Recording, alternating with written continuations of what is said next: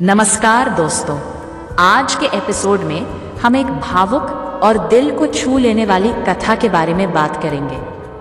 ये कहानी है ठाकुर अनुकूल चंद्र जी की, जो हमें सिखाती है कि माँ बाप की सेवा ही सबसे बड़ी भक्ति है। बिल्कुल, ये कहानी हमें एक बूढ़ी माँ की है जो लाठी के सहारे आश्रम पहुंचती है।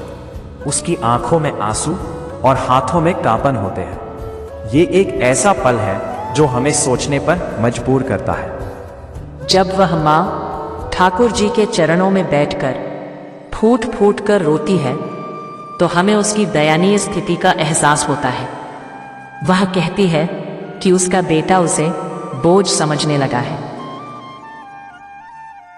और यह सुनकर आश्रम में सन्नाटा छा जाता है। ठाकुर जी उस माँ के सिर पर हाथ रखते हैं और कहते हैं, माँ, तुम बोझ नहीं हो, तुम तो ईश्वर की जीवित प्रतिमा हो। क्या सोचते हो इस पर? यहाँ पर ठाकुर जी का संदेश बहुत स्पष्ट है।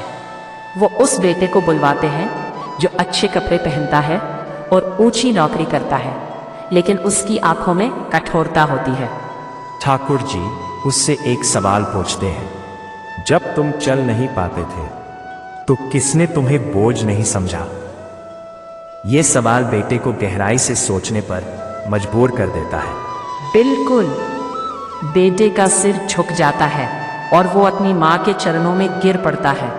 वो रोते हुए कहता है, मुझे माफ कर दो माँ। यह पल सच में दिल को छू लेने वाला है।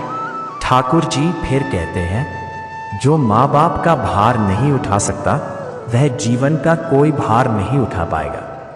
ये कितना गहरा संदेश है ना?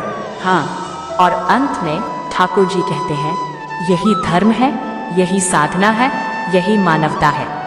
इससे हमें यह सीख मिलती है कि माँ बाप की सेवा ही सबसे बड़ी भक्ति है।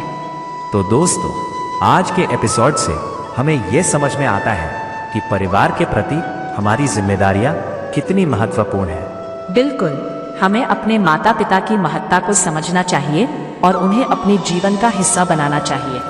धन्यवाद दोस्तों, हमें सुनने के लिए। अगले एपिसोड में फिर मिलेंगे। तब तक ध्यान रखें और अपने परिवार का ख्याल रखें।